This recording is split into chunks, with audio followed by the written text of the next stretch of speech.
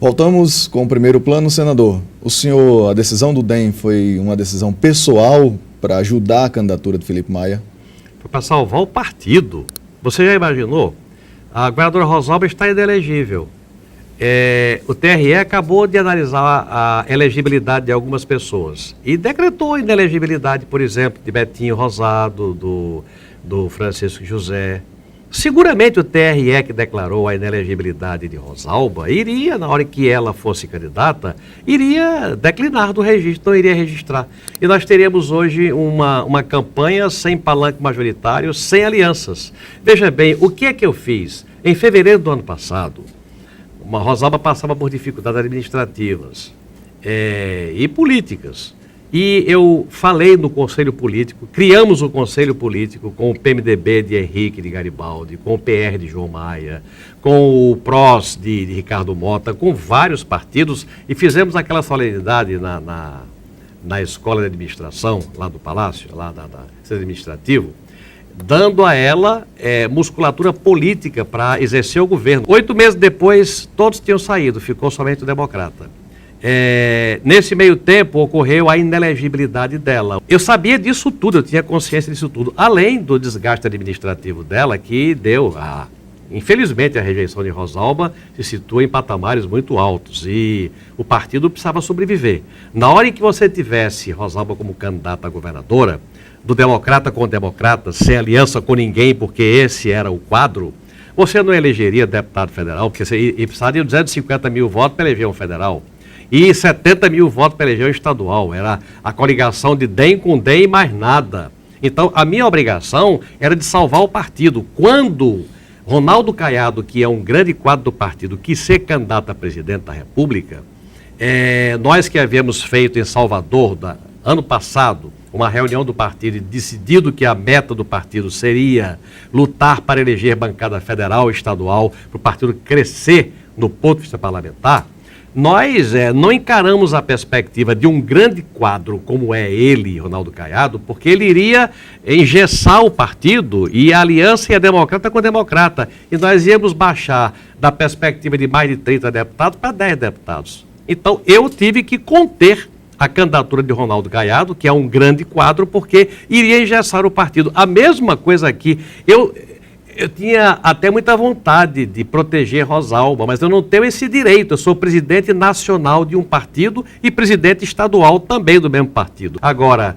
a vitimização, os argumentos diferentes são parte de um pretexto que eu não admito e que tive a coragem de enfrentar em nome da sobrevivência do meu partido, porque é minha obrigação fazê-lo sobreviver no plano nacional e no plano estadual. Senador, hoje o senhor se orgulha do governo DEM no Rio Grande do Norte? E quem fala por isso não sou eu, quem fala por isso são as pesquisas de opinião que estão avaliando o governo o governo não está bem. Nesse sentido, essa não foi uma decisão que pesou muito mais o fato de não estar bem do que simplesmente a questão política? Não. De salvar, como o senhor colocou? Governo você pode ter hoje bem, hoje mal, amanhã ele pode estar bem. Essa chance nós demos na hora em que nós oferecemos o suporte. Na hora em que Henrique veio com o PMDB, na hora em que João Maia veio com o PR, mas veio com o suporte para ajudar o governo no plano federal. Tudo que foi possível fazer para que o governo se recuperasse, essa estrutura reunida em torno do Conselho Político fez, eu sou testemunha disso, fez em Brasília. Infelizmente, o governo não soube aproveitar as oportunidades e não teve a chance de se recuperar do ponto de vista administrativo, que remete a uma popularidade melhorada. Tudo foi feito por nós. Infelizmente, o desempenho do governo não foi bom. E os índices de popularidade são os que as pesquisas exibem e são desconfortáveis. Senador, há pelo menos 40 anos o Rio Grande do Norte vive sob a administração de famílias tradicionais, que vivem um grande momento politicamente. Eu digo isso porque nós temos o presidente da Câmara, nós temos um ministro, nós temos o senhor liderando a oposição. O que falta para o Rio Grande do Norte descolar no meio de tantos estados hoje que crescem? Daniel, eu, quando fui governador pela segunda vez, eu encontrei o Estado numa situação muito ruim. O Estado devia 2,5 folhas e toda a arrecadação não pagava uma folha. Eu tive que cortar na carne Eu demiti naquela época 4.000 pessoas, fechei várias secretarias, terminei o primeiro ano de governo com a popularidade lá embaixo, mas depois disso, com boas ideias e com gestão, o Estado recuperou-se. Se você fizer uma avaliação do crescimento do Estado de 82 a 86 e de 90 a 94, você vai ver que o Estado realmente cresceu.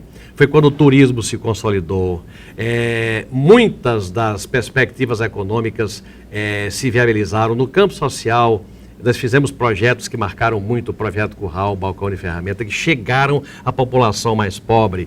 Então, o que é preciso é coragem para fazer o que é preciso fazer.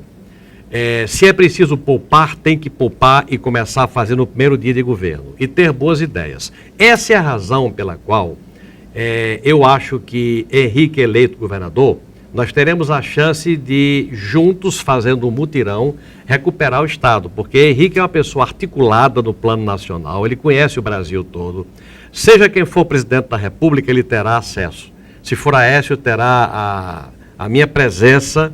Se for o candidato do PSB, com certeza Vilma abrirá os caminhos para ele. E se o PT ganhar, ele tem o caminho natural da aliança, que é o próprio PMDB. Para você recuperar o Rio Grande do Norte, você tem que ter atitudes corretivas de diminuição de despesas ou de ajustamento de despesas e de metas administrativas modernas e calcadas no apoio mínimo que o governo federal pode e deve dar.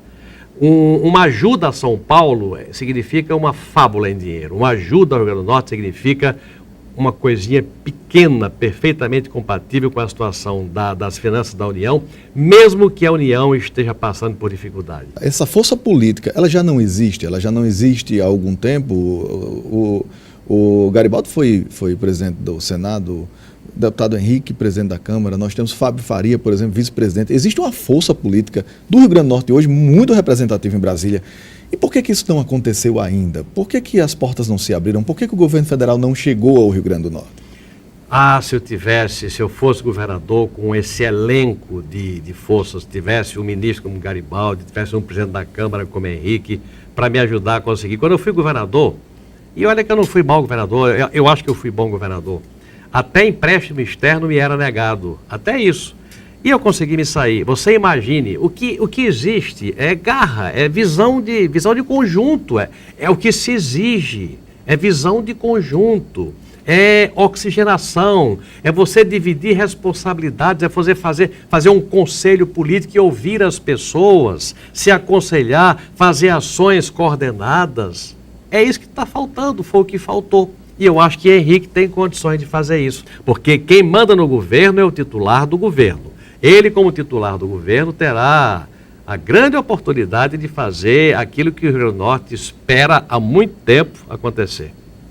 Senador José Agripino, eu gostaria de agradecer a sua participação aqui no Primeiro Plano, dizer que esse é um espaço que estará sempre aberto, até porque conversar com o senhor é um engrandecimento para qualquer jornalista, de aprender sempre um pouco com aquilo que o senhor tem para mostrar ao nosso estado do Rio Grande do Norte. Eu que agradeço, Adel. Fico feliz aí com a sua observação final e dizer que estou à sua disposição sempre para, quando quiser conversar, colocar em dia as conversas do nosso estado do país, pode contar sempre comigo. E aos que tiveram a paciência de nos ver e nos ouvir, os meus agradecimentos. Senador, muito obrigado por sua presença.